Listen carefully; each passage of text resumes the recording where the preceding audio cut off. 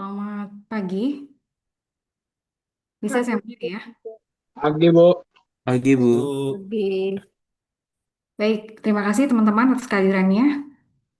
Saya pagi ini, oh ya, untuk yang pengganti minggu kemarin, mau asinkron aja. Kalau asinkron itu nanti materi di GCR sama tugas, ada tugas kalau asinkron. Atau mau untuk tambahan kita ini kuliah online lagi.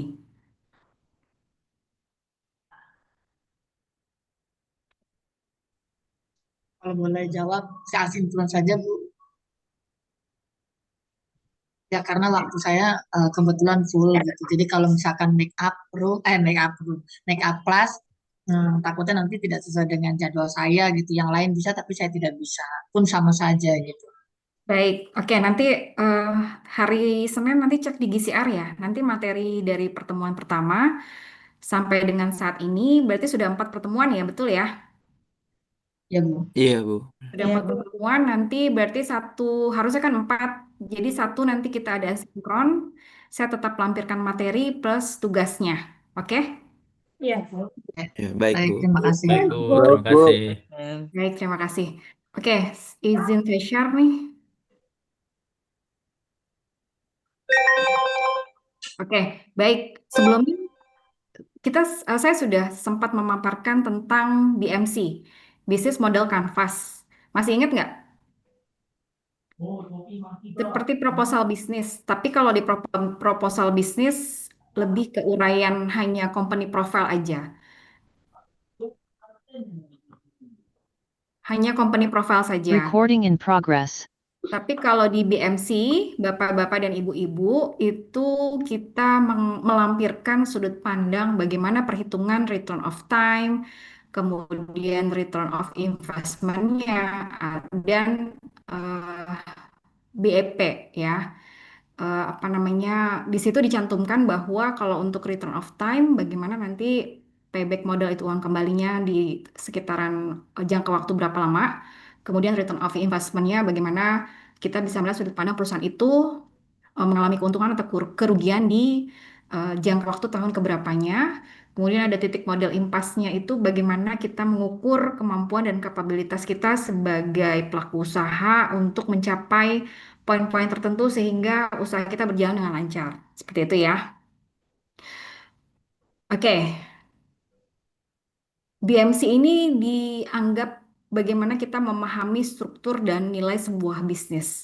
Struktur kita sejauh apa jangkauannya dan elemen-elemen apa yang sekiranya bisa kita ukur dalam kapasitas bisnis yang berkelanjutan. Dan bagaimana efektivitas bisnis kita ini membawakan sebuah proposition value ya, yang dampaknya menghasilkan keuntungan-keuntungan yang maksimal dan mengoperasionalkan jangkauan kapasitas yang bagus untuk ukuran usaha kita. Sampai sini pembukaan saya jelas nggak? Introduction saya sebelum kita lanjut untuk diskusi. Jelas, Bu. Oke. Eh, jadi dunia bisnis digital itu menuntut bagaimana kita memahami model bisnis yang cepat dan adaptif. Ya, kita sudah bahas dari kemarin perpaduan bisnis dan digital ini merupakan satu perangkat yang memegang peranan sangat signifikan untuk mendongkrak alur cash flow bisnis kita.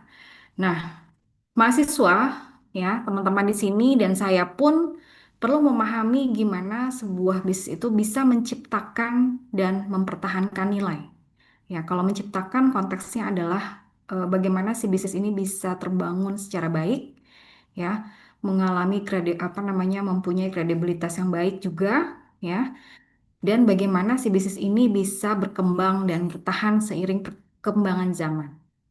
Nah, BMC ini apa ya, seperti merangkum, membantu menggambarkan bagaimana keseluruhan bisnis itu bisa terarrange secara visual dan sistematis.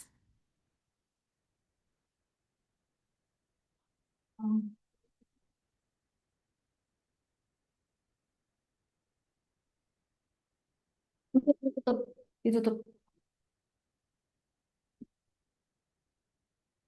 ya. Kemudian definisi bisnis model kanvas. Ya, BMC di sini adalah bisnis model kanvas merupakan sebuah alat. Kenapa saya katakan alat? Karena itu merupakan satu perangkat untuk memvisualisasikan sudut pandang strategis bagaimana kita menjelaskan alur bisnisnya, ya. Bagaimana kita menciptakan nilai,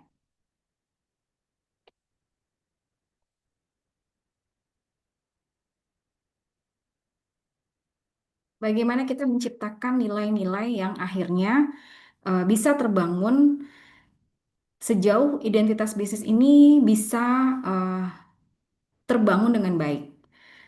Kenapa saya sebut ini menciptakan nilai? Ya, karena sebuah bisnis akan bertahan ya atau dia tercipta karena value-value yang terbangun sehingga nantinya bisnis ini mengalami pencapaian yang baik ya. Apa pencapaian yang baik?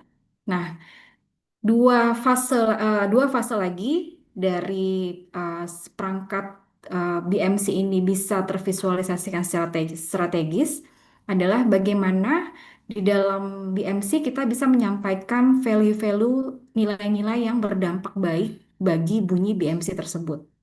Ya, misalnya kalau tadi di menciptakan nilai ya yang terangkum dalam visualnya BMC adalah gimana sih alur bisnis kita ini terbangun dari tahun berapa ya. Kemudian langkah-langkah apa yang sekiranya dalam bisnis kita ini bisa mencakup atau meraih keuntungan yang minimal ya sampai dengan maksimal. Bagaimana nilai-nilai tersebut terbangun ya. Kemudian bagaimana kita menyampaikan nilai dari alur bisnis kita ya. Apakah bisnis-bisnis tersebut yang kita cantumkan di BMC mempunyai nilai-nilai strategis yang efeknya bisa berdampak baik dalam BMC tersebut. Kemudian yang ketiga, bagaimana kita mengcapture ya, bagaimana kita menangkap nilai dari perkembangan-perkembangan yang sudah kita sampaikan dalam proporsi kita apa namanya menciptakan nilai, kemudian menyampaikan nilai, dan bagaimana akhirnya kita bisa menangkap nilai sehingga dalam BMC tersebut bunyinya kalau misalnya bisnis kita ini mengalami perkembangan yang signifikan, ya, perkembangan yang baik dan maksimal, seperti itu. Sampai sini ada pertanyaan, teman-teman, silakan.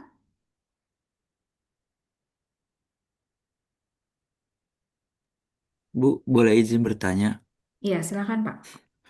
Untuk BMC ini lebih ke arah ranah contohnya seperti apa ya? Bisa dicontohin misalnya, Bu? Oke. Nanti secara visual saya cantumkan di ini ya Pak ya, di GCR ya, contoh BMC-nya ya Pak. Oh iya, baik, Bu. Hanya saja kalau misalnya sedikit saya paparkan di sini, kalau misalnya teman-teman pernah buat proposal bisnis nggak? Kalau saya belum pernah, Bu. Jadi kalau misalnya Bapak atau Ibu di sini mau pitching ya, mau pitching, mau apa namanya mencari investor baru, eh, biasanya kita sebagai pelaku bisnis itu kita membuat proposal bisnis. Isinya apa di situ? Jadi menggambarkan bagaimana, nih tiga item ini nih Pak. Bagaimana kita menciptakan nilai? Kita membunyikan di situ di proposal bahwa misalnya bisnis kita berdiri pada tahun 1970 ya dengan periode sampai dengan 2025, apa saja langkah-langkah strategis yang bisa kita rangkum dalam kita bisa menciptakan proporsi nilai dari alur bisnis kita. Nah, di situ dibunyiin nih. Jadi kurang lebih secara signifikan dalam periode 30 tahun bisnis kita berjalan, ya, sudah banyak langkah-langkah atau ekspansi yang sudah kita lakukan, gitu. Misalnya, eh, saya mencoba merintis usaha ini di tahun 1970 dan perkembangannya sangat pesat ya. Bahkan sampai dengan tahun 2025 saya bisa mencapai omset ya per tahun itu sekitar 350 juta semisalnya. Nah, dengan kita mencantumkan juga apa bisnis kita gitu ya, apa bisnis kita, latar belakangnya seperti apa, lalu kemudian bagaimana kita dalam usaha kita ini jatuh bangunnya tuh seperti apa. Nah, dipaparkan di proposal bisnis di proposal bisnis tersebut atau BMC ya. Nah, dalam BMC itu otomatis kita bisa menciptakan nilai. Apa yang saya sebut menciptakan nilai, kita sebut omsetnya itu berapa ya. Kemudian menyampaikan nilai bagaimana kita menjaga kualitas dan kredibilitas bisnis sehingga sampai dengan tahun 2025 ya, bisnis kita tetap berjalan. Nah, itu menyampaikan nilai. Lalu menangkap nilainya apa? Ya, menangkap nilai di sini bagaimana kita memperlakukan kompetitor, ya, bagaimana kita memperlakukan kondisi usaha atau kondisi ekonomi moneter yang jatuh bangun, tapi kita tetap bertahan. Nah, apa tuh step-stepnya? Kurang lebih seperti itu, Pak. Oh, baik-baik Bu, sudah mulai sedikit ada pemahaman saya. Terima kasih banyak Bu. Baik, silakan kalau ada yang mau bertanya lagi.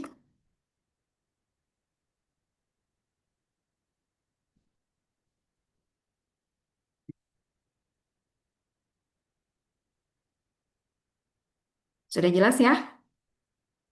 Oke, lanjut ya. Tujuan penggunaan BMC. Pertama, di BMC kita bisa eh, memvisualisasikan model bisnis secara sederhana dalam satu halaman. Yang tadi seperti sudah saya bahas, ya, kita cantumkan berapa lama kita berdiri, ya, kita bisa mempunyai bisnis itu dengan kondisi yang pastinya tidak ini ya, tidak sama ya, sangat fluktuatif. Nah, bagaimana kita menyampaikan dalam proposal bisnis tersebut alur visualisasi model bisnis kita gitu. Yang kedua, ada menganalisis hubungan antar elemen bisnis. Maksudnya apa? Menganalisis hubungan antar elemen bisnis. Jadi dalam satu kesatuan bisnis yang kita miliki, ada bagaimana kita memproduksi barangnya, ya, bagaimana kita melakukan pemasaran, bagaimana kita mengelola pemasaran dan mengelola produksi kita itu sehingga bisa eh, mencapai cash flow yang baik, gitu. Kemudian yang ketiga, alat komunikasi untuk kolaborasi tim, ya. Jadi di sini di dalam BMC tersebut karena kita tidak menggunakan satu sumber daya, mengkolaborasi banyak elemen dalam tim bisnis kita. Pertama apa? Ada si pemiliknya, kemudian ada bagian produksinya, ada bagian pemasarannya, ada bagian quality controlnya, lalu ada bagian financing dan accounting. Nah, lima elemen ini yang menjadi ukuran bagaimana kita mencantumkan ya seluruh kolaborasi yang kita miliki dalam BMC. Maksudnya saya gini, produksinya satu hari itu kurang lebih berapa banyak? Lintas. Dalam satu hari Dalam satu hari kita bisa memproduksi berapa banyak barang untuk kita bisa melakukan eh, apa namanya pemasarannya. Lalu bagaimana cara pemasarannya ya? Apakah menggunakan online, apakah menggunakan offline ya? Kalau misalnya online biasanya kita lebih prefer kemana untuk memilih marketplace-nya ya? Kemudian jangkauan segmentasinya tuh siapa aja? Segmentasinya siapa aja ya. Maksudnya saya di sini segmentasi bisa berupa misalnya di kisaran umur berapa tahun yang membeli produk kita ya. Lalu yang kedua di segmentasinya tuh kira-kira siapa profesi yang terbanyak dalam membeli produk kita ya. Misalnya pelajarkah ya atau mahasiswa atau memang pekerja range usia berapa tahun. Nah, itu segmentasinya. Kemudian targetingnya lebih ke misalnya jenis kelamin ya. Siapa yang biasa memiliki produk kita, yang membeli produk kita ya bisa apa namanya bisa targetingnya jenis kelamin perempuan atau jenis kelamin pria gitu. Seperti itu kurang lebih untuk bagaimana kita mengkolaborasikan dan mengkomunikasikan dengan tim produksi atau tim pemasaran dan lain sebagainya. Lalu yang keempat, adanya dorongan inovasi dan perbaikan model bisnis. Ya, jadi setelah kita rangkum strategi-strategi dan memvisualisasikan model bisnis, kemudian sudah menganalisis, setelah jadi BMC ya atau proposal itu kita bisa baca ya, terus kita bisa presentasikan ke investor ya. Mungkin di sini banyak investor yang akhirnya memberikan masukan yang positif untuk dalam rangka mendorong inovasi ya dan perbaikan model bisnis kita ya. Contohnya kita di bisnis model fashion misalnya ya. Lalu kemudian ada juga ada masukan dari orang yang kita pitching gitu ya. Bagaimana Bu kalau misalnya fashion Ibu ini eh, tidak hanya memiliki kalangan segmentasi yang hanya berdasarkan jenis kelamin pria dan wanita gitu. Mungkin dengan Ibu dengan unisex ya, fashion yang unisex, arah bisnis fashion Ibu akan lebih berkembang lagi.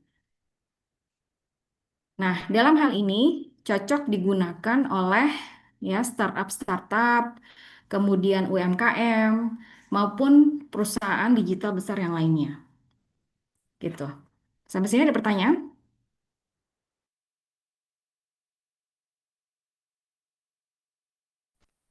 Maaf Bu, Lanjutkan ya. saya Ya, mesti apa Pak? Tadi iya Bu yang Yandri. yang di apa di bagian yang ketiga itu kan tadi ada pemagannya untuk yang segmen itunya ya. Tadi saya sempat tanya dari situ apa untuk segmentasinya itu untuk kelas, gender. Kalau yang pertama tadi apa ya Bu? Untuk Pasar. Ya, segmentasi ya Bu. ya. Baik, kalau untuk segmentasi, biasanya kan ada segmentasi, ada targeting, ada positioning ya Bu ya. STP namanya. Targeting dan positioning. Oke. Ada segmentasi, saya ulang ya Bu. Ada segmentasi dan positioning. Nah, kalau segmentasi, dia berdasarkan bisa lebih mengerucut, jadi dia bisa, misalnya dalam pemasaran nih Bu ya. Dalam pemasaran biasanya kita mensegmentasikan gimana range usia ya, yang biasa pakai produk kita tuh biasanya usianya sekitaran berapa ya. Kemudian gaya hidupnya tuh seperti apa. Karena apa namanya dengan kita menentukan segmentasi seperti usia, seperti gaya hidup, atau lokasi di mana kita memasarkan produk tersebut, itu bisa menentukan bagaimana eh, pasar kita itu atau konsumen kita apa namanya akhirnya bisa membeli produk kita, gitu Bu. Atau kalau misalnya dalam citra digital deh Bu ya, dalam citra digital yang secara konsep digitalnya. Jadi kalau misalnya Ibu foto gitu ya, foto apa namanya, foto produknya. Kita bisa memisahkan apa namanya latar belakang dalam objek utama pada foto sehingga tampilannya lebih menarik gitu, Bu. Halo, bagaimana Bu Yandri? Iya, iya, iya. Iya, mulai paham sih Bu. Sampai sini cukup paham, Bu? Iya, cukup paham. Terima kasih. Oke, terima kasih. Baik, tujuan penggunaan BMC. Ya, tadi sudah sampai poin 3 kita bahas. Ke poin 4. Jadi hal ini cocok digunakan oleh startup, UMKM, maupun perusahaan digital yang besar. Ya. Nah, di sini ada 9 komponen BMC ya yang bisa teman-teman targetkan dalam proposal bisnis ya atau BMC. Pertama ada customer segment ya. Siapa kelompok pelanggan yang menjadi target bisnis kita? Nah, kita bisa ambil dari segmentasi tadi ya. Segmentasinya, targetingnya, positioningnya siapa? Ya, tadi kalau segmentasinya bisa dengan kelompok umur ya, bisa dengan gaya hidup ya, atau tadi bisa kita merucut kepada lokasi di mana kita memasarkan produknya, ya. Kemudian dengan positioning. Positioning, kita bisa upayakan bagaimana produk kita ini ya bisa diterima di kalangan atau di range umur tertentu. Hampir sama seperti segmentasi gitu ya. Tapi kalau di positioning ini dia lebih mendetail gitu. Kalau misalnya pun kita banyak memasarkan dengan kelompok usia yang range 35 sampai 40 ya. Kalau di positioning ini kita memposisikan produk kita kira-kira dengan detail atau dengan konsep barang yang kita pasarkan itu lebih ke arah desain yang seperti apa yang disukai. Seperti itu kurang lebih. Seperti itu ya. Nah, kemudian value proposition. Value proposition adalah nilai atau manfaat unik yang ditawarkan kepada pelanggan. Maksudnya apa sih? Semua, misalnya kita mempunyai kita punya produk fashion gitu ya. Hampir seluruh 80% bisnis di dunia ini adalah fashion gitu. Tapi kita mempunyai standarisasi ya atau seperti keunikan tersendiri yang kita akhirnya bisa berbeda dengan pelaku bisnis fashion yang lain. Nah, nilai ini yang akhirnya kita tawarkan kepada pelanggan dan si pelanggan menerima dengan baik. Nah, berarti value proposition kita nih berjalan dengan optimal gitu. Lalu channel, yang ketiga adalah channel. Bagaimana kita memproduksi ya produk atau jasa yang akhirnya kita pasarkan ke pelanggan. Nah, kalau channel ini lebih ke pemasaran ya. Maksudnya di sini adalah pemasaran yang kita tuju segmentasinya adalah offline atau online. Kalau misalnya offline, biasanya kita melakukan pameran atau kita membuka toko ya, atau kita mau memasarkan lewat jaringan eh, apa namanya konsumen yang sudah loyal kepada kita. Nah, itu harus terangkum dengan baik. Misalnya kalau dengan offline, saya biasanya melakukan pameran di Car Free Day ya. Car Free Day itu setiap hari Minggu. Nah, berarti dari sekali pameran yang sudah saya lakukan di Car Free Day, di lokasi Car Free Day banyak kan, ada di Sudirman, ada di SCBD, atau mau di Jabodetabek semua sudah ada Car Free Day. Nah, kira-kira kita melakukan review dari hasil apa namanya CFD yang kita lakukan lebih banyak laku di CFD Sudirman ya, karena segmentasi kita produk kita itu lebih kepada orang-orang yang gaya hidup secara modern ya, pekerja modern gitu. Nah, kemudian kalau kita misalnya membuka toko, ya, kita mau buka toko di mana lokasinya, ya, apakah produk-produk yang kita yang kita pasarkan di toko tersebut, di lokasi toko tersebut, masuk ke segmentasi targeting dan positioning konsumen kita, ya, itu kalau offline. Lalu kalau online gimana? Ya, kalau online berarti otomatis kita melakukan pemasaran-pemasaran yang lebih ke mungkin ke marketplace ya. Antara Shopee dan Tokopedia pun memiliki targeting unik tersendiri ya. Jadi nggak semua konsumen di Shopee itu suka belanja di Tokopedia dan nggak semua konsumen di Tokopedia senang belanja di Shopee. Nah, gimana caranya kita menentukan? Nggak apa-apa ya, karena kita konsepnya memang bisnis digital, kita membuka semua eh, apa namanya channels produk kita di berbagai macam marketplace. Nanti diarahkan kira-kira dalam eh, waktu sekian lama, apakah produk kita tersebut laku di marketplace yang kita pasarkan gitu. Nah, apabila ya kita kan mungkin pada saat upload produk kita masih apa pakai yang tanpa beriklan ya, tanpa ads.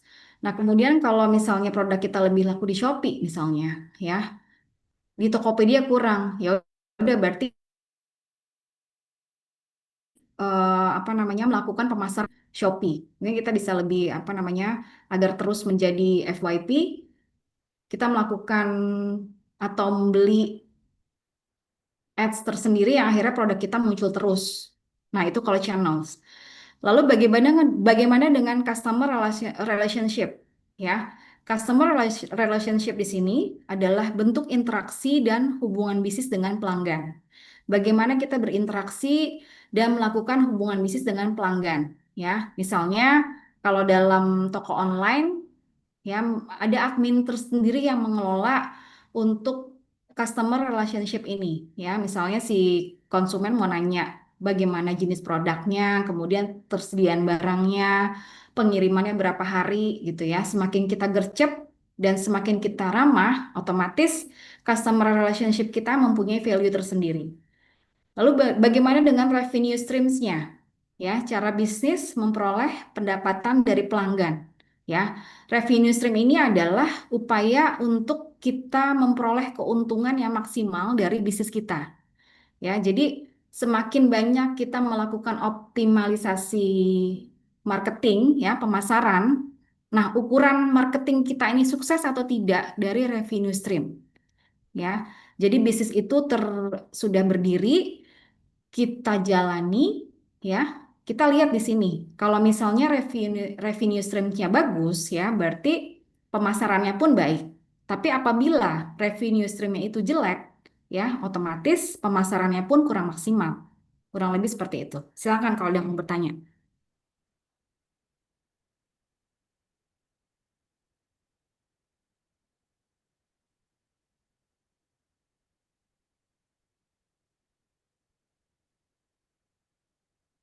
Cukup jelas nggak?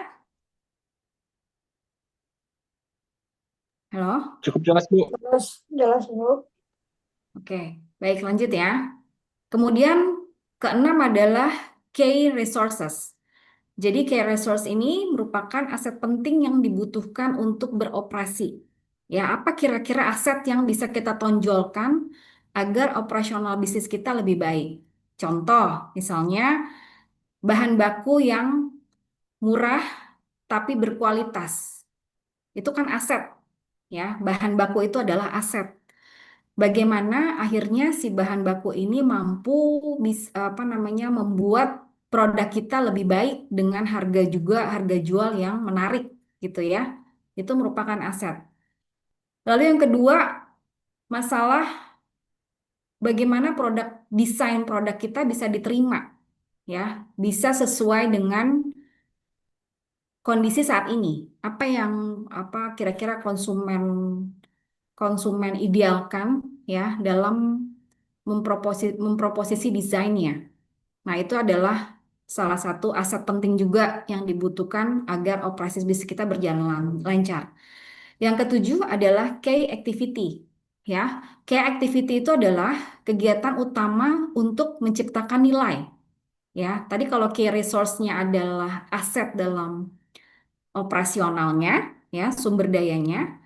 Kalau activity bagaimana kegiatan-kegiatan itu, kegiatan dalam bisnis bisa menciptakan nilai sehingga menjadi aset juga bagi perkembangan bisnis kita. Apa itu key activity? Ya, bisa dengan produksi yang optimal. Ya, jadi dalam satu hari kita bisa memproduksi banyak barang ya, tapi juga disesuaikan juga dengan kebutuhan-kebutuhan per hari. Biasanya dalam per hari kita memproduksi 800 item gitu. Nah, dalam 800 item itu laku tuh semuanya. Nah, nggak apa-apa kita mau tambahkan 150 piece lagi atau 200 piece lagi ya.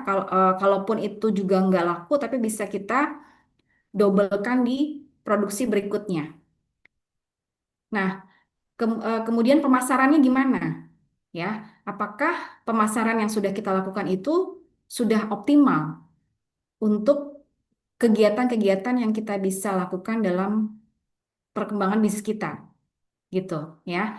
Jadi kalau tadi resources adalah sumber daya, ya, sumber daya sama dengan aset juga. Tapi kalau si key activity-nya, ya, itu adalah lebih kepada kegiatan, ya, untuk juga menciptakan aset dan menciptakan nilai bisnis yang baik. Nah, kemudian apa key partnership? Ya, key partnership merupakan pihak eksternal yang mendukung bisnis. Nah, teman-teman tahu nggak kira-kira kalau faktor eksternal kita dalam mendukung bisnis tuh biasanya apa aja?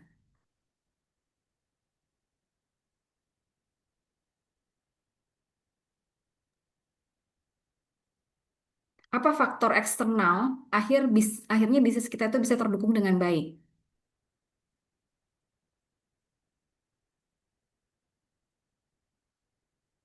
Pembeli misalnya Bu. Saling percaya. Kalau nggak apa yang kita kayak misalnya di produk makanan kayak yang mungkin penjual bahan baku yang buat untuk membuat produk kita seperti itu bukan Bu? Oke, jadi kalau tadi kita sempat bicara eh, key resources, ya, key resource itu aset yang dibutuhkan untuk beroperasi. Tadi disampaikan itu Bu bahan baku, oke bahan baku. Tapi kalau bahan baku tuh lebih objek ya. Itu kalau menurut saya masuknya ke key resources, ya. Kalau key partnership bisa juga bahan baku, tapi lebih kompleks. Jadi penyedia bahan baku, ya. Penyedia bahan baku yang bisa memberikan harga yang bersaing gitu ya, tapi dengan mutu kualitas produk bahan baku yang baik. Itu bisa jadi kayak partnership juga, cuma bukan bahan bakunya ya, tapi penyedia bahan baku. Nah, kalau misalnya mau diluaskan lagi, teman-teman pernah dengar faktor makro nggak dalam bisnis? Faktor makro dan faktor mikro. Ada yang pernah dengar nggak?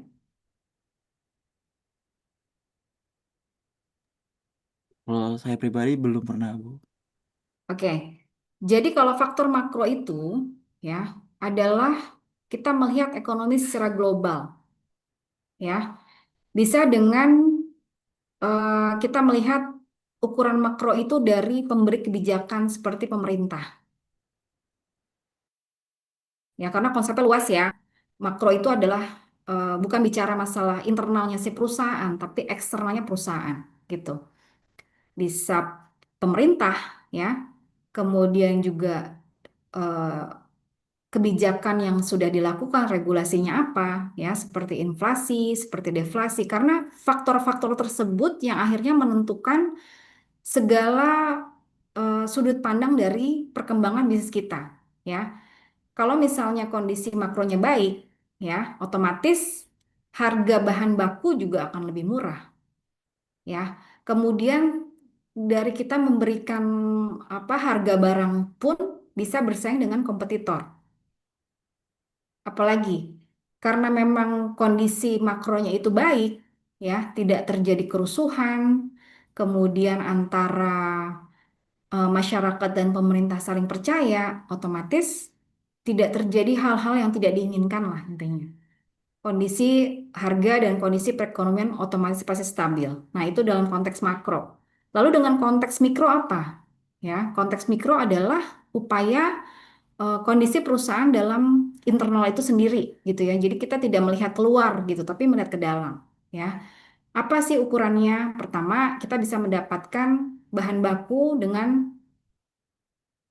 apa ya? Dengan mudah gitu ya. Lalu harganya pun nggak berubah, tetap flat. Kemudian apalagi? Kita juga memasarkan kepada konsumen juga karena semuanya baik, otomatis mereka bisa mampu membeli ya. Lalu juga dalam kondisi mikro itu juga kita lihat teamwork dalam kolaborasi tim juga tercipta dengan baik. Nah, itu salah satu ukuran mikronya gitu. Sampai sini ada pertanyaan?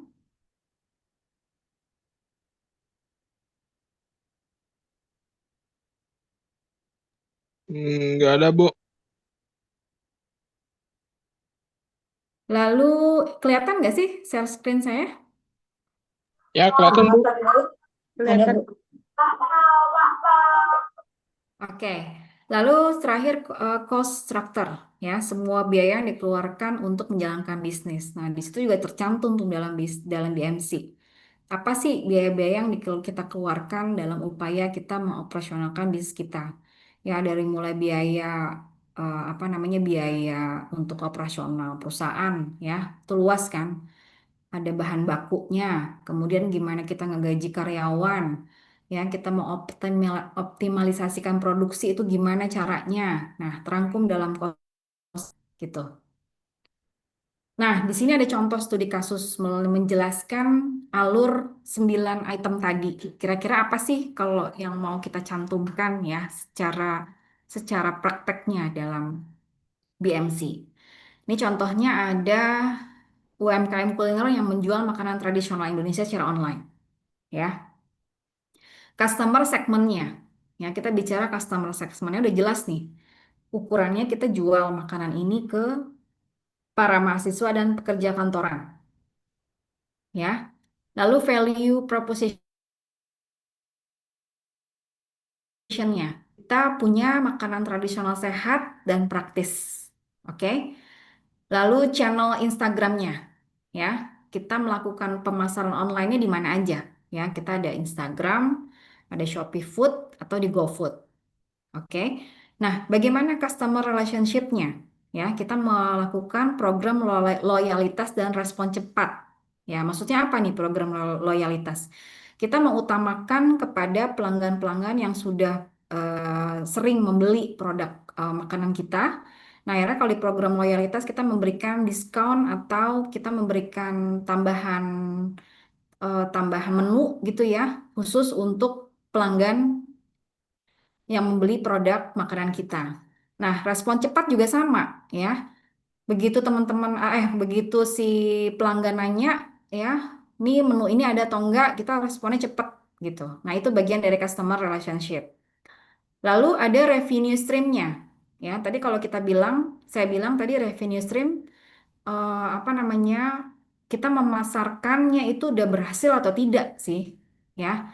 Jadi kalau di sini spesifikasinya kita ngejual produknya itu dalam bentuk apa, ya? Apakah kita buka toko online dan offline, ya? Atau kita juga bisa apa namanya menambahkan jasa catering, ya? Apabila ada pelanggan yang cocok dengan makanan kita dan mau beli dengan jumlah yang cukup banyak lagi, gitu.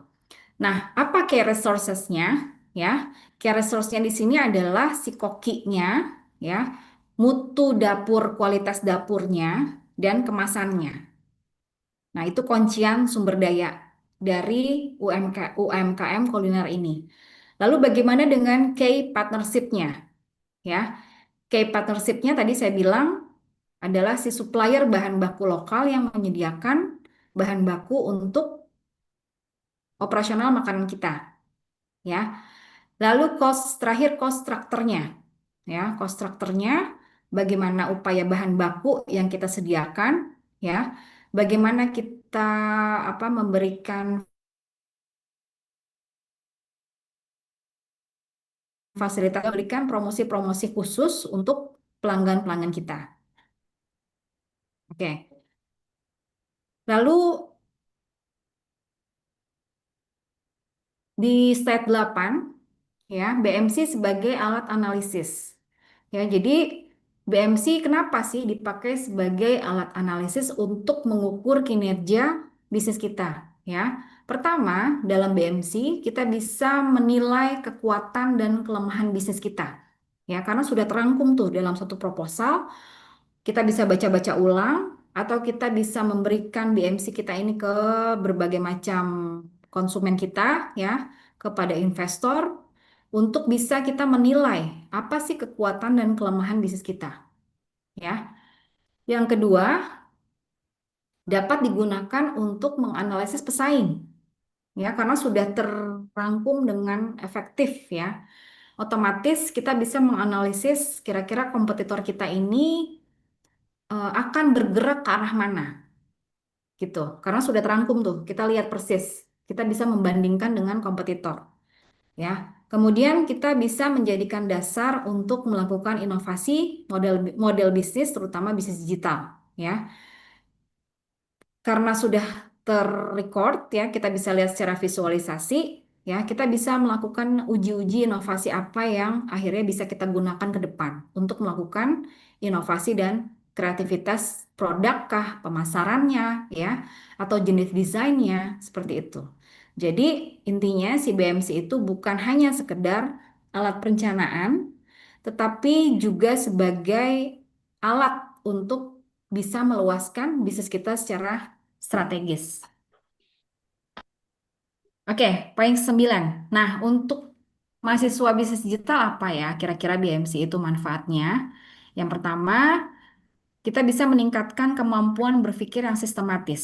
Kenapa? Karena eh, dalam BMC itu terrecord poin-poin atau informasi detail yang akhirnya kita bisa menganalisis sudut pandang tertentu agar lebih sistematis lagi. Ya, yang kedua, kita bisa mengembangkan ide-ide startup sejak dini. Ya, kira-kira kita punya ide apa dalam startup, kita bisa mengembangkan dalam iseng-iseng buat BMC ini. Ya, yang ketiga, kita bisa paham nih hubungan antara elemen-elemen bisnis digital. Ya, elemen bisnis digital apa aja? Mungkin kita sudah bahas sebelumnya ya, lebih ke teknik pemasarannya ya, lebih kepada perluasan untuk jangkauan-jangkauan segmentasi tertentu ya, segmentasi, targeting dan position yang tertentu dalam bisnis digital. Yang ketiga, kita menjadi dasar untuk menyusun bisnis plan ya, atau pitch deck. Ya, pitch deck ini seperti rangkuman inovasi dari produk ya, kita detailkan dan itu menjadi dasar untuk menyusun proposal bisnis. Yang terakhir kesimpulannya, ya. Kesimpulannya di sini adalah si BMC mampu membantu memahami bagaimana kita menciptakan sebuah bisnis, ya. Bagaimana kita mempresentasikan, ya, bisnis kita dan kita bisa mempresentasikan nilai-nilai tertentu, ya, nilai-nilai keunikan tersendiri dari bisnis kita. Nah, 9 komponen BMC yang tadi kita bahas itu membentuk satu kesatuan dalam sistem bisnis, ya. Jadi komponen item 9 itu merupakan tonggak dasar dalam kita mengukur kinerja bisnis kita, ya. Apakah bisa berjalan dengan baik atau belum berjalan dengan baik. Yang ketiga, kita harapkan mahasiswa perlu menguasai BMC. Untuk gunanya apa? Untuk kita bisa menganalisis, kita bisa merancang dan mengembangkan model bisnis digital yang berkelanjutan. Oke, sampai sini ada pertanyaan? Silahkan.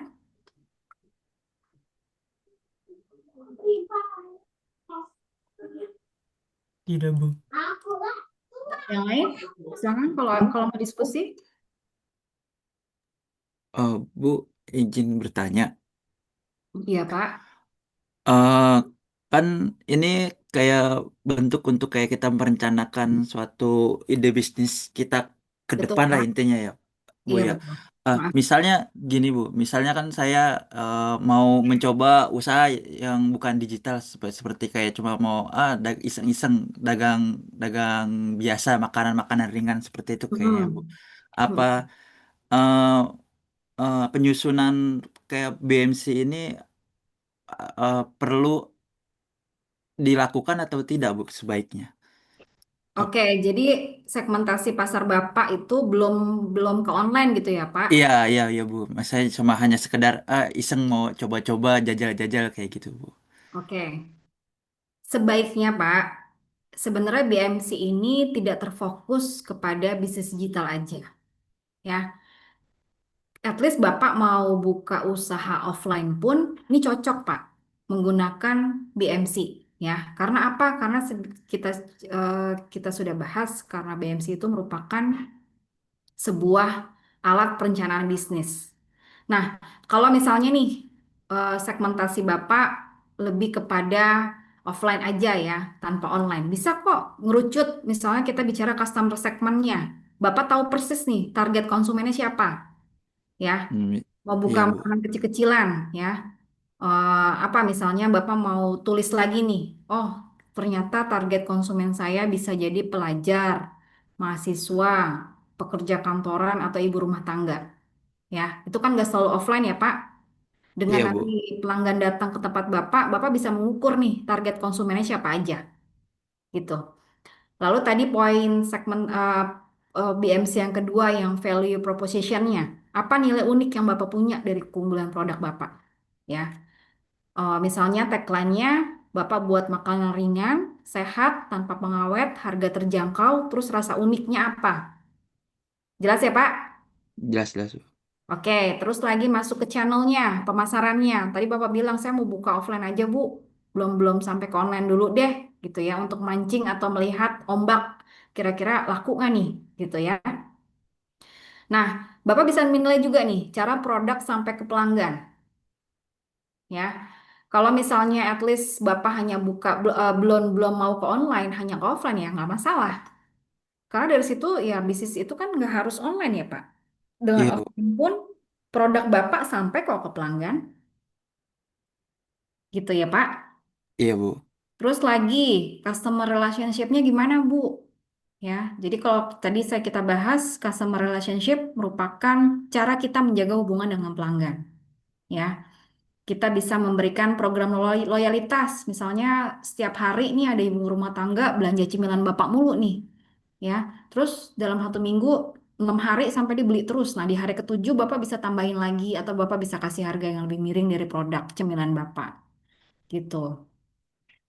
Atau juga nanti bapak bisa tanya-tanya juga langsung, Bu, ini kira-kira dari cemilan saya yang buat kurangnya apa ya, Bu? Itu kan riset kecil-kecilan juga ya, Pak. Terus udah gitu, eh, kalau misalnya ibu boleh kasih saran ke saya, nanti produk cemilan apa yang saya buat lagi? Nah, itu bisa kan ya Pak, jadi customer relationship-nya gitu ya Pak. Kemudian revenue stream-nya, ya. Apa sih Bapak nonjolin sumber daya utama yang dibutuhkan? Ya, misal Bapak menyediakan cemilan dengan bahan baku, ya, yang bagus. Ya, jadi setiap kali orang belanja cemilan di Bapak, nggak batuk gitu ya, nggak seret gitu, karena bahan bakunya bagus. Nah, kayak aktivitinya gimana? Ya, aktivitas utama bisnis ya dalam produksi kemasan cemilan Bapak bagus ya.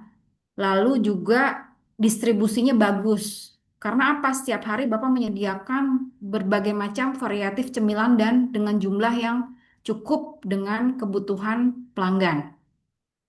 Itu kayak aktivitinya. Kemudian kayak partnernya, Bapak pilih tuh supplier-supplier bahan baku ya. Atau Bapak mau platform online beli bahan baku ya, karena harganya lebih murah itu bisa juga. Terus juga Bapak bisa reseller juga Pak, reseller. Jadi Bapak udah laku ya, jual cemilan dengan harga yang bagus, kemudian mutu bagus. Nah, nanti Bapak bisa apa namanya mengundang, menginvite reseller yang bisa membeli komoditi Bapak dengan harga yang lumayan apa jauh ya, jauh lebih murah dan mereka bisa pasarkan. Gitu Pak. Terus cost strukturnya apa? Biaya-biaya utama seperti bahan baku, kemudian sewa tempatnya, kemudian kemasannya gitu. Nah, secara tidak langsung 9 item BMC ini tidak bisa juga kita kategorikan untuk online Pak, untuk offline pun bisa. Kurang lebih kayak gitu Pak. Ya, berarti bisa ini ya, Bu, sebagai bahan evaluasi juga ya untuk usaha ke depan, apa usaha kita ke depannya juga berarti, Bu, ya, untuk Bisa Pak. BMC ini ya. Iya, Nanti iya, kan Bu, ya. dari struktur 9 item tadi, per hari pun Bapak bisa mengevaluasi. Ya, misalnya Bapak bikin BMC di bulan pertama Bapak mulai usaha. Ya, Bapak amati terus dalam 1 bulan kira-kira 9 item yang sudah Bapak tuliskan tadi, yang sudah Bapak rinci, itu berkembang nggak? Nanti di bulan berikutnya bisa Bapak mau buat BMC baru pun ya nggak masalah gitu. Baik, baik, Bu. Ya, Cukup jelas oke. Pak? Jelas, jelas, Bu, jelas banget, Bu. Terima kasih banyak, Bu. Baik, terima kasih. Yang Ya, lain, ayo kalau mau diskusi ya silakan. Kalau Ya, ya lanjut yang tadi Bapak bertanya tentang, tadi juga Ibu sebutkan tentang apa survei kecil-kecilan gitu ya Bu ya, untuk ya. mengetahui sejauh mana produk kita itu diterima begitu kan. Mm-mm. Kalau yang tadi Ibu jelaskan apa itu kan untuk kayak misalnya baru usaha atau bisnis yang baru mulai itu kan bisa dilakukan setiap kapan, setiap hari, bisa Mm-mm. bisa ditanyakan langsung kan Bu ya. Mm-mm. Ah, itu kan Bu, maksudnya pemahaman saya benar seperti itu ya Bu ya, dari Betul. penjelasan. Jadi kalau dalam struktur yang tadi saya jelaskan, Bu, untuk kita memulai langkah bisnis baru lah ya, kurang lebih seperti, Ya. seperti itu. Mm-mm. Nah, pertanyaan saya, kalau misalnya kita dengan segmen pasar yang sedikit lebih luas begitu, Mm-mm. misalnya kan kalau kayak saya itu ada usaha fotokopi di Mm-mm. daerah yang memang di sana kompetitornya mau dibilang hampir nggak ada gitu, ada cuman satu apa dua gitu.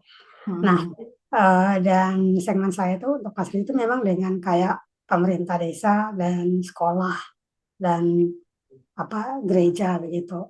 bukan mereka kebutuhan fotokopi. Nah, menurut Ibu baiknya untuk melakukan kayak tadi survei itu baiknya dimulai kapan? Karena kan kita ini kan kalau dilihat dari segmen pasarnya kan lebih besar dan mungkin harus lebih sedikit lebih resmi ya Pak, ya Bu. Betul, Bu. Nah, Oke, nah jadi itu pertanyaan Ibu ringkasnya gimana kalau BMC ini eh, udah terpakai ke bisnis yang udah berjalan gitu ya, Bu ya? iya. Tapi memang masih baru juga sih Bu. Ya, tapi setidaknya Nah, bukan udah bisnis jalan. baru gitu ya, Bu. Sudah berjalan, Iya sudah sudah berjalan. ada perkembangannya, walaupun sedikit, tapi ada ya, Bu. Iya, Movementnya iya, tuh ada gitu ya. iya. Oke, pertama, Bu, ya, apa yang bisa Ibu gunakan lewat BMC ini? Ibu bisa mengevaluasi posisi Ibu dengan kondisi kompetitor yang ada di sekitaran Ibu, itu gimana? Ya, apakah model bisnis Ibu ini masih efektif? Kemudian pelanggannya, ibu juga bisa lihat nih, pelanggan fotokopi ibu, walaupun di sekitaran ada, tapi tetap datang ke ibu, ya. Karena kenapa? Kalau memang seperti itu ukurannya, karena ibu mempunyai nilai unik yang masih relevan, ya. Pelanggan menyukai jasa fotokopi ibu, berbeda dengan jasa fotokopi lain yang ada di sekitaran tempat ibu usaha. Berarti kalau memang itu ada, ya. Itu memang ibu lihat itu ada, berarti ibu mempunyai value unik yang masih relevan dengan kondisi bisnis ibu saat ini. Jelas Bu di poin pertama? Iya. Oke. Yang kedua, ya, ibu bisa mengidentifikasi masalah, kemudian bisa juga mengidentifikasi peluang baru dari identifikasi masalah yang pertama. Ya, karena dengan BMC ini ibu bisa menemukan nih area-area yang memang ada peluang untuk berkembang. Ya, contohnya ibu tadi jasa fotokopi betul ya Bu? Iya. Atau ibu melihat di sekitaran di tempat ibu belum ada jasa print ya dengan kualitas tinta yang baik.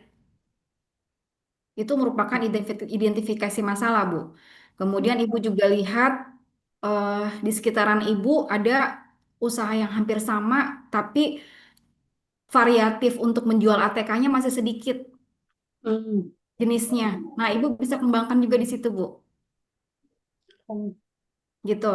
Nah, atau kira-kira ibu coba saya mau online deh, gitu ya. Buka jasa percetakan online misalnya gitu. Dengan ibu buka toko di sini, terus ibu bisa mempekerjakan karyawan yang baik ya, yang kompeten. Ibu bisa nih ekspansi online. Dengan apa? Ibu bisa membuat apa namanya toko online untuk khusus desain desain grafis tertentu lah gitu ya. Iya. Sampai sini jelas Bu? Sampai poin kedua yang saya jelaskan? Iya, jelas Bu. Baik. Kemudian apalagi yang bisa Ibu lakukan dengan BMC ini? Ibu bisa mengadaptasi terhadap perubahan pasar ya. Karena pasar dan perilaku konsumen itu cepat Bu. Orang tuh manusia tuh bosenan kan. Maunya lebih lebih lebih strategis lagi, lebih praktis lagi. Nah, dalam Ibu membuat BMC, ya, Ibu membentuk identitas bisnis lama, ya, dengan inovasi-inovasi yang Ibu tadi lakukan. Nah, kalau kita sudah melakukan itu, otomatis secara nggak langsung kita bisa menyesuaikan diri, ya, tanpa kehilangan identitas Ibu dari awal. Tadi identitas dari Ibu dari awal kan Ibu jasa fotokopi, ya itu jangan Ibu hilangin, tetap aja itu ada. Trademark Ibu adalah jasa fotokopi, itu dulu ya Bu. Iya. Tapi ternyata dengan jasa fotokopi yang Ibu bangun, itu Ibu bisa meluas lagi ke tempat area bisnis yang lain tanpa melupakan identitas awal Ibu. Sampai sini paham, Bu? Iya, paham. Oke. Kemudian apa lagi ya? Dalam bisnis BMC ini ya, Ibu bisa meningkatkan efisiensi dan inovasi. Ya, jadi di BMC itu Ibu bisa ngelihat bagian-bagian mana yang boros sih, Bu. Pengeluaran apa yang kira-kira tidak terduga dan harusnya itu nggak ada. Ya, karena ibu catat ya, ntar ibu tinjau lagi dalam efektivitas 3 bulan ini misalnya usaha baru yang ibu lakukan misalnya ATK saya coba udah variatif lagi nih jenis ATK-nya saya tambahin tapi kayaknya kurang laku deh, ya udah ibu habisin dulu tuh ATK ya, Nanti untuk selanjutnya Ibu analisis pasar lagi kalau misalnya ATK itu tidak tidak perlu ditambahkan ya sudah gitu. Kurang lebih seperti itu juga sih Bu. Ya, kasih Nah, Bu. saya tambahin lagi deh Bu. Ya, ya. Lagi. Udah. Ya, membuka apa mau kasih pemahaman baru sih dari sini sih, dari penjelasan. Oke. Ya, Jadi kalau misalnya saya sederhanakan ya Bu, langkah-langkah praktisnya nih Bu ya. ya. Pertama, Ibu coba gambarkan atau teman-teman di sini semua yang memang sudah memulai usaha dan sekarang saat ini sedang mau berkembang ya. Teman-teman bisa gambarkan kondisi sekarang usaha teman-teman ya. Isi 9 blok BMC yang tadi saya paparkan ya, berdasarkan situasi yang nyata saat ini ya, bukan rencana nih. Ya, bukan rencana next plan-nya apa, tapi saat ini kondisi seperti apa, teman-teman gambarkan di 9 blok BMC yang tadi saya paparkan. Ya. Kemudian evaluasi tuh setiap bloknya per item dari 1 sampai 9. Ya. Poin 1 masih efektif nggak? Apakah sudah berubah? Gitu ya. Poin kedua seterusnya sama poin 9. Evaluasi setiap bloknya. Oke. Lalu identifikasi masalah dan peluangnya. Ya. Teman-teman tandain dari 1 sampai 9 blok apa yang butuh perbaikan. Oke, kalau tadi Bu bilang contoh jasa fotokopi atau tadi jasa makanan offline, ya, kira-kira saluran atau channel pemasarannya udah pas belum nih? Gitu. Kalau memang perlu tadi ada ekspansi online, tadi ada pertanyaan dari Pak Munadin kalau nggak salah, ya. Nanti Pak Munadin alokasi lagi sekiranya perlu memang reseller-reseller itu membutuhkan jangkauan toko online ya, monggo Pak. Gitu ya. Iya, Bu. Lalu yang apalagi yang keempatnya, buat versi baru. Itu revisi terus tuh 9 blok tersebut. Sesuaikan dengan kondisi-kondisi yang Bapak Ibu rasakan ya per hari.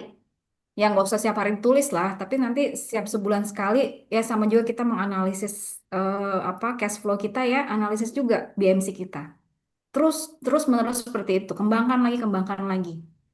Nanti BMC akan ada format baru lagi ya. Nanti kita bicarakan lah lebih lanjut. Tapi untuk saat ini sesuaikan yang 9 item yang tadi saya berikan ke teman-teman agar lebih efisien dan sesuai kondisi pasar saat ini. Oke, apalagi ya?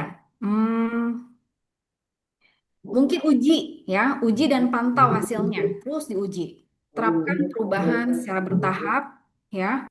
Kemudian bandingkan hasil sebelum menggunakan BMC dan sesudah kita menggunakan BMC ya.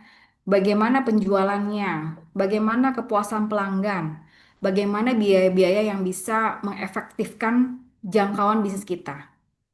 Nah, udah kurang lebih seperti itu. Terima kasih. Terima kasih banyak, Pak. Dapat banyak. Mudah-mudahan jelas ya Bapak Ibu semuanya. Iya, terima kasih banyak, Bu. Udah sangat membuka Alhamdulillah, terima pemikiran kasih. ke depan. Baik, terima kasih. Ada yang lain? Silakan. Saya Bu mau tanya, Iya, silakan. yang Ibu jelaskan tadi tentang 9 komponen, saya cukup tertarik yang di bagian uh, biaya utama atau kos kos biaya ya Bu. Mm-mm. Setelah Yang Ibu jelaskan cost structure ya, Pak? tentang iya cost structure, Mm-mm. ketika memulai bisnis, bagaimana sih kita cara untuk mengoptimalkan biaya tanpa mengurangi nilai tersebut, Bu, dalam UMKM di kehidupan sehari-hari dan juga eh, apakah model bisnis seperti ini lebih berfokus pada biaya rendah atau dinilai tinggi, Bu? Karena kan Oke, kalau kita membangun bisnis kan untuk menarik konsumen kan harus membuat produk yang kemasan yang unik dan lain-lain gitu, Bu. Tentunya oke, kan membutuhkan biaya yang lebih gitu sih, Bu. oke, baik, Pak. Ini Pak siapa tadi? Mian, Bu. Siapa Bian ya? Iya. Oke, Mas Bian. Mas Bian tertarik dengan cost structure dalam BMC. Ya, jadi cost structure itu adalah komponen biaya utama yang dibutuhkan bagaimana kita menjalankan dan menjaga bisnis untuk tetap beroperasi. Nah, Kalau dalam konteks bisnis modal kecil, ya, salah nggak? Nggak salah, karena tujuan utamanya apa? Pertama, kita bisa menekan biaya tetap fixed cost-nya, ya. Yang kedua, kita bisa mengoptimalkan biaya variabel-variabel cost-nya, ya. Yang ketiga, kita bisa menghindari pengeluaran yang belum penting di awal. Apa fixed cost-nya sih, Bu? Ya, apa biaya tetap dalam konteks bisnis modal kecil? Ya, pertama, kita bisa mengevaluasi kira-kira bahan baku yang tepat untuk alur produksi kita agar kita tetap jaga kualitasnya itu bisa kok. Kita pilih supplier dengan harga yang terminimal mungkin ya, dengan kualitas bahan baku yang baik. Nah, kita bisa menekan tuh satu komponen untuk biaya produksinya. Lalu kita optimalin lagi biaya variabel-variabel cost-nya. Apa sih Bu dalam variable cost dalam bisnis kecil gitu ya? Bagaimana tadi dibilang kita mau apa namanya mengarrange kemasan-kemasan yang unik tapi bagus. Nah, itu pakai biaya variable ya. Atau kita bisa menjangkau kira-kira dari produksi yang kita buat ya, kita membutuhkan tambahan biaya karyawan, tapi sementara ini belum bisa nih di variable cost. Kita hanya bisa untuk memproduksi sendiri dulu tanpa kita menggaji orang. Itu bisa ditekan dari situ ya. Karena dengan adanya efisiensi yang tadi yang tadi saya sebutkan ya, ada fixed cost, ada variable cost, itu menghindari pengeluaran yang belum penting di awal, gitu. Terus biaya pemasaran juga, ya, biasanya kecil, tapi penting untuk kita memperkenalkan produk. Ya, contoh nih, iklan di Instagram ya. Kita bisa opsional dulu mulai yang per hari ya di angka 20 sampai 50 ribu misalnya gitu. Kita lihat nih dari iklan per hari itu efektif nggak? Kalau misalnya efektif kita tambahin terus bahkan kita bisa langganan yang per bulan gitu. Kemudian di situ juga apa namanya desain logo dan kemasan ya kita bisa buat gratisan di Canva misalnya gitu. Atau di sini ada teman-teman di cafe nanti bisa sharing-sharing. Kira-kira untuk mendesain logo dan kemasan selain pakai Canva pakai apa? Nanti kita bahas bareng-bareng ya. Terus banner kecil atau spanduk ya kecil gitu ya tapi efektif untuk meningkatkan pemasaran produk kita gitu. Nah, dengan menggunakan cost structure di BMC ya, Mas Bian, ya. Jadi kalau untuk bisnis model kecil, kita bisa mengefektifkan seluruh apa namanya hal-hal yang sekiranya bisa kita minimalisir, ya. Tapi dibantu nih dengan poin-poin dalam cost structure dalam BMC sehingga kita ingat dan kita merimain apa yang perlu dihilangkan, apa yang perlu diadakan lagi.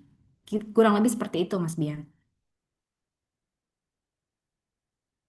Halo, Iya, Bu. Iya. Berarti gimana? hmm, kita kayak menggunakan bahan baku lokal yang murah tapi tetap layak ya, Bu. Ya, di samping itu juga Mas Bian memproyeksi keuangan sederhana lewat BMC tadi. Cukup dimengerti, Bu. Cukup dimengerti, berarti belum mengerti nih. Apa yang masih bingung, Mas? Udah mulai sih, Bu. Oke, lebih ke poin cost structure ya, Mas Bian ya. Jadi, pertama, Mas Bian tadi intinya gini sih mudahnya. Bisa mengefisiensikan detail-detail barang yang memang dibutuhkan ya, atau memang belum dibutuhkan. Alokasi biayanya yang memang dibutuhkan dan belum dibutuhkan. Gitu ya yang pertama. Kemudian otomatis dengan cost structure ini kita bisa mengalokasikan laba ya sedikit demi sedikit untuk apa? Untuk reinvestasi. Maksudnya reinvestasi apa, Bu? Mungkin nanti dengan adanya cost structure yang jelas ya, Mas Bian bisa melakukan bisnis atau pengembangan produk lain yang akhirnya menjangkau seluruh banyak lapisan konsumen yang ada di Indonesia mungkin kurang lebih kayak gitu, Mas.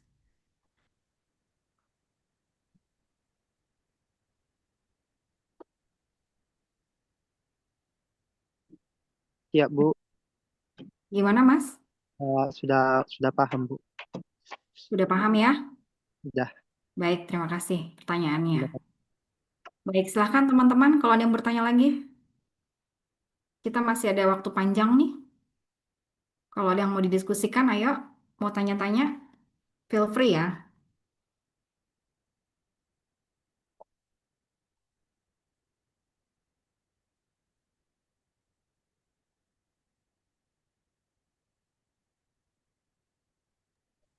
Baik, Bu, Tidak itu ada.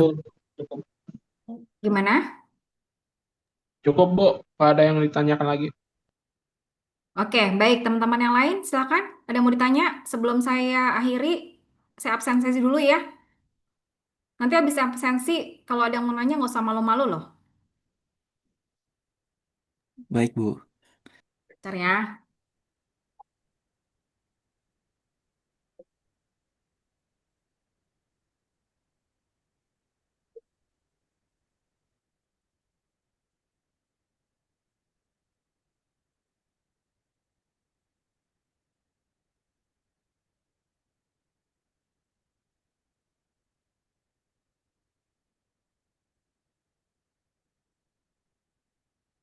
Ariosefus Yori Parera ada nggak?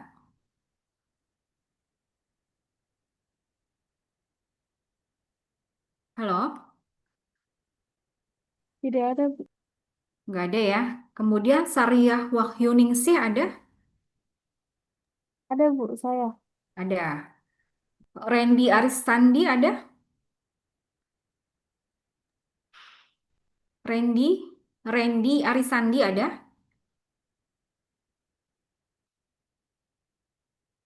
Nggak ada ya. Oke. Baskoro ada? Mas Baskoro Atala Haribudi? Halo, Mas Baskoro.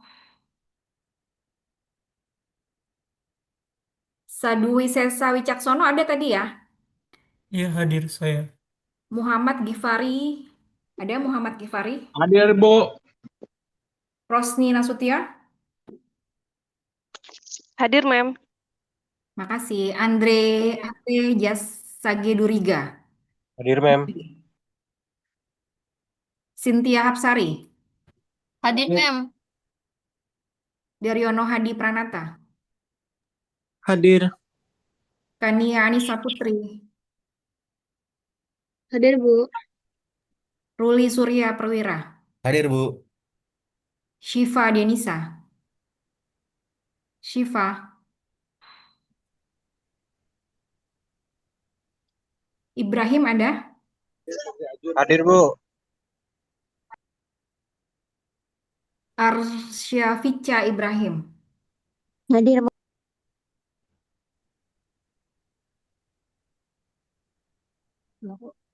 Muhammad Hakam. Hadir, Mem. Chandra Alfiansyah. Hadir, Bu, ada. Fadia Azahra. Hadir, Bu. Januari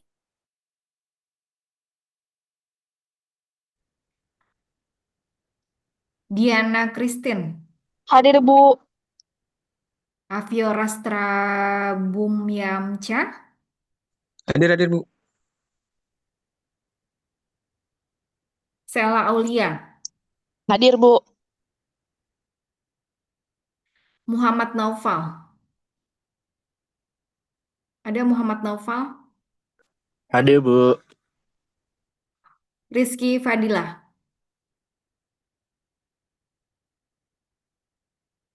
Rizky Fadilah ada?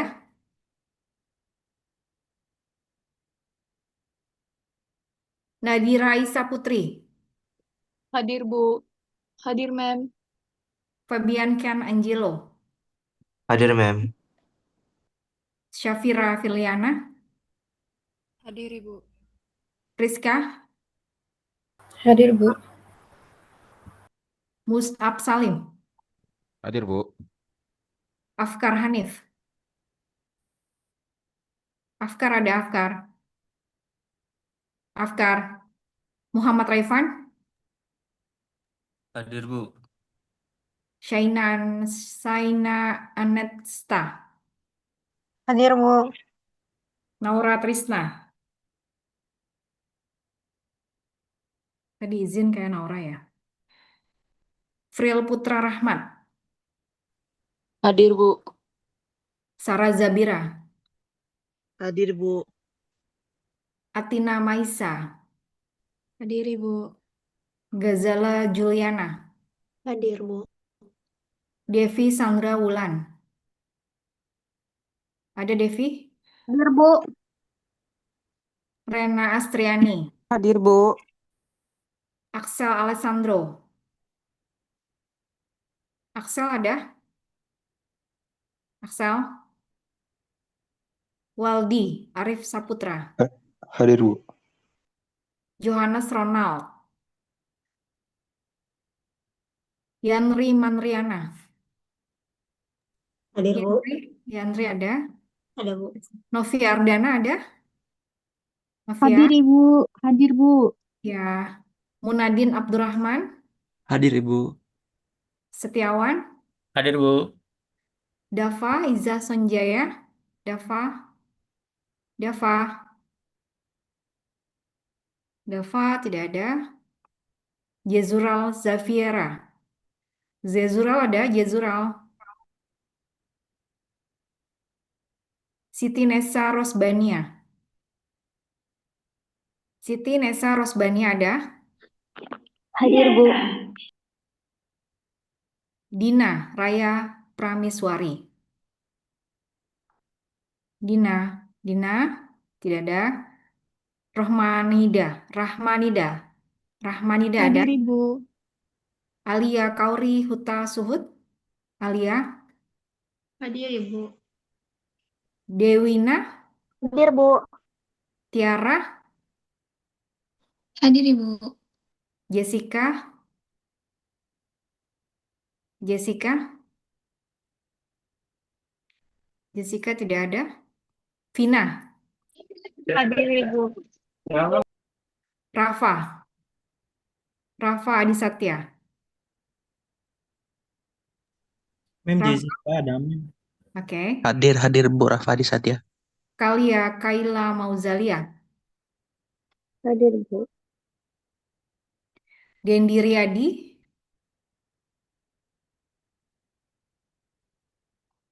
Dendi tidak ada. Sunaini, Sunaini ada? Sunaini,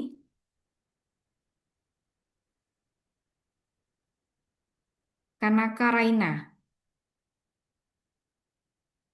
Kanaka tidak ada. Hotman, Hotmian Maruli ada. Hadir, Bu.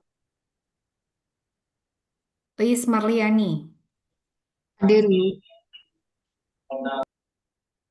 Nurul Pratiwi, Nurul Pratiwi ada? Ada ya? Zulfikar Zulkarnain ada? Zulfikar? Zulfikar tidak ada. Maulina Safitri. Maulina Safitri ada?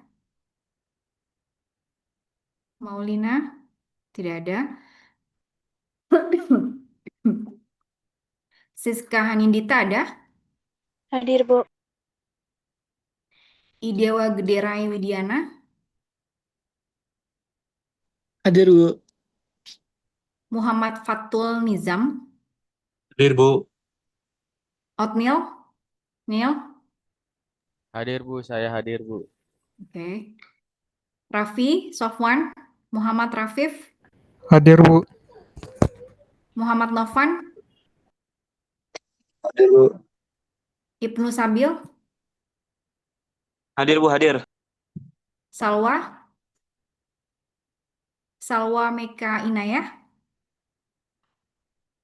Nuning Hadiati, Nuning ada? Hadir, Bu. Hadir, Bu.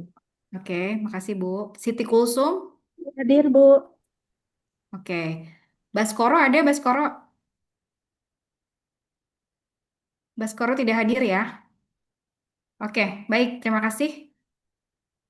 Em, jadi ingatkan saya, nanti saya minta tolong ingatkan sama apa, sama Tendik deh untuk asinkron sama materi dari 1 sampai ke 4. Nanti teman-teman cek di GCR maksimal hari Selasa ya. Baik, Baik, Bu. Bu. Ya, Bu. Bu. Bu, Oke, sama materi PPT-nya juga kan ya, Pak? Bu? iya materinya Bu. PPT Ya, yang pertama sampai saat ini ya Bu ya. ya. Oke, terima kasih teman-teman atas kehadirannya. Ya, siapa? Tadi ada yang belum di absen nggak? Saya Bu Vicky, Bu. Vicky. Bu. Rafa Disatya udah. Vicky siapa namanya? Vicky Alfareza, Bu.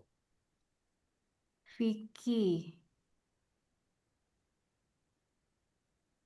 Vicky Alvareza ya. Satu lagi siapa tadi? Rafa Disatya, Bu. Rafa.